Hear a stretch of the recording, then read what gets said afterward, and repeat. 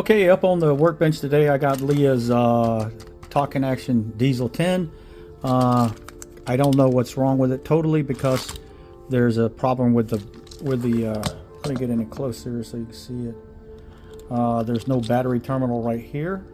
It's out, and looked like lot of work was done up in here. Let me get a little closer, see if I can get it in there.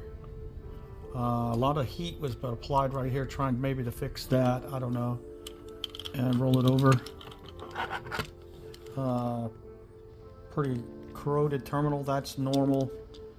Okay, and over here, a lot of heat was placed right in here. I don't know what's going on with it. But anyway, so the main work I see right now is going to be working here. And then once we get power running, check out what's wrong right here.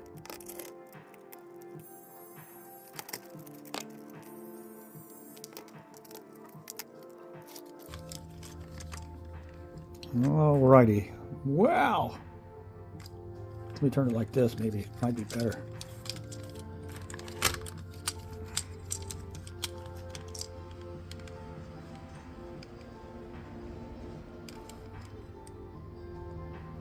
So we got a whole bunch of wires going on right here.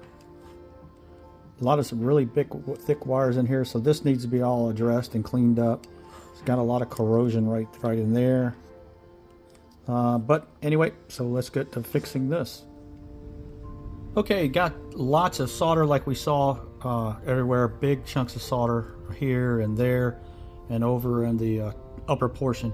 I'm going to show you the technique used to get rid of the big solder jobs like this. So the first thing we're going to do, we're going to put what's called flux on it. I'm just putting a little bit of, it's like a pasty beeswax kind of stuff, but it's not beeswax, it's flux. All right, so that's on it. Then we get what's called desoldering wicking braid. It's copper. I'm going to put a little bit of flux on it. Now what that helps us do is transfer the heat pretty rapidly. Alright, so alright, now I want you to notice all these burn marks. There's burn marks everywhere. Whoever worked on this one time before had a difficult job trying to get all this soldered in. Okay, so got my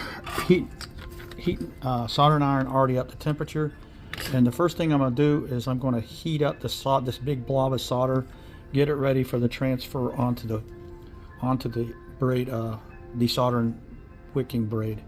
So I'm gonna heat it up, get it liquefied. That's a big piece of solder. Okay, now I put this down on it, and it's wicking it up, getting rid of all that. Didn't get rid of it, all of it, but you can see how it transferred a lot of it on there. All right, got to do it a couple more times.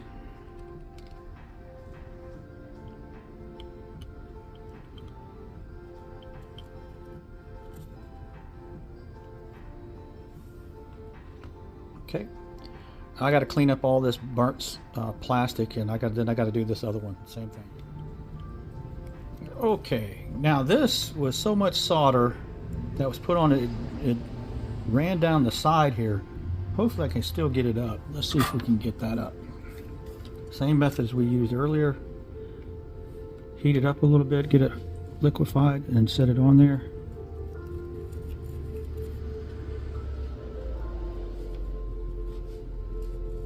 And you notice it wicked it right up. Okay, and that's where it's at. That's all that solder, extra solder on there. All right, now I'm just going to clean up these terminals and prepare them for another solder pad on.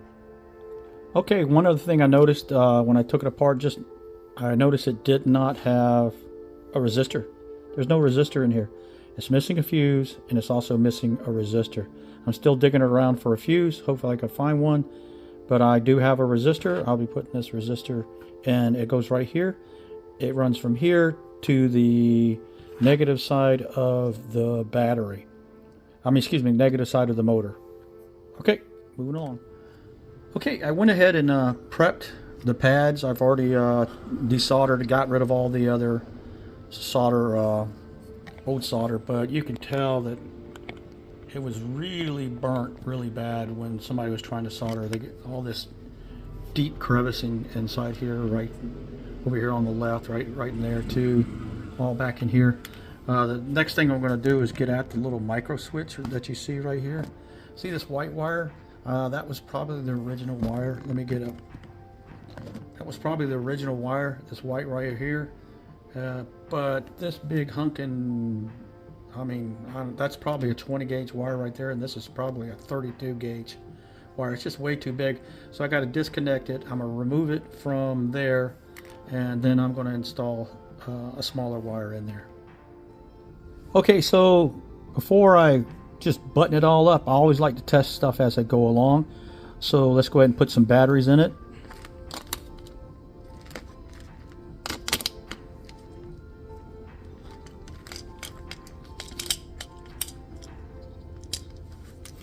All right, and I'm gonna turn this, in case it starts to run, I'll just turn it on its side so it don't run away off the table on me. So let's give it a turn on.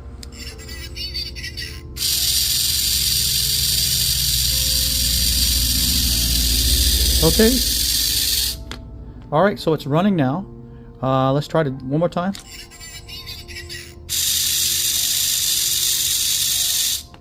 Okay, so we got it running. Next thing I'm going to check, I'm going to just see if we got any activation function whatsoever. So let's turn it back on.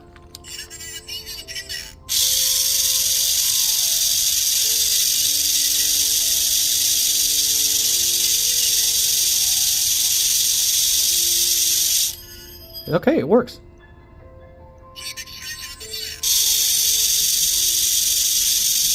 Okay, so let's turn it off. Okay, so now the only thing we've got a very weak speaker, and I know I do not have any speakers right now, but it is working, it is functioning, it is moving, but we do have a terrible noise coming out of the motor here. Oh, one other thing, this weight right here is normally cracked and busted, and normally they're gone, they're not in here. When I first started repairing these about 10 years ago, I would see locos with this weight in there, but now when I see them, when I repair them, that's gone. But that's pretty cool, that weight is still there. All right, so next thing I got to do is I got to go in and find out why it's making all that crazy noise inside the motor. Okay, after going in and taking it apart, I got up to the I cleaned it already so we can look at it easier. But anyway, so looked at it, and what we got here is we got a broken gear, axle gear. Let's see if it let's see if we can get closer to make it focus. Right there, right where it's facing you right here, that's right in there is fractured. And it looked like somebody went in there with glue, super glue, and tried to fix it with super glue, and that does not work. That's one of the things that is causing the noise, so that has to be taken out and repaired. So we'll get to that. Okay, so I went in and found what was making all the noise. Inside the motor, on the motor gear that's attached to the motor, electric motor, was a 10-tooth gear. That's what's making all the racket. It's supposed to come with an 8-tooth gear, and so I replaced that 10-tooth gear with an 8-tooth gear, and there we go. Now it's nice and quiet. Also, what I did also is I went in and the reason why it was so weak on the speaker, the diaphragm came detached. The diaphragm, I don't have one out here. The diaphragm came detached from the holder that it had. The diaphragm is, and what I did is I used some Elmer's glue and glued that diaphragm back down into its holder. So let's hear it run.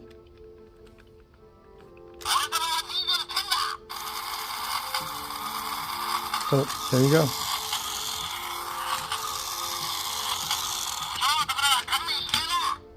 So what we're going to do, we're going to put it up on the track. I got to set it up for a for talking action. Set the track up for talking action. Give it a run. See how it works. Okay, I got Leah's talking action diesel 10 on the track right now. As you remembered, I replaced the noisy motor gear. It was the wrong tooth gear. I replaced it with the right tooth. It knocked out all that noise the motor was making. Also, I replaced the axle gear. It was split and glued, and it was making a bunch of ruckus also. I also went in there and totally rewired the battery carriage back here. Splatter was totally rewired. I added a fuse that was not there. I also added a resistor that was not there. Let's see.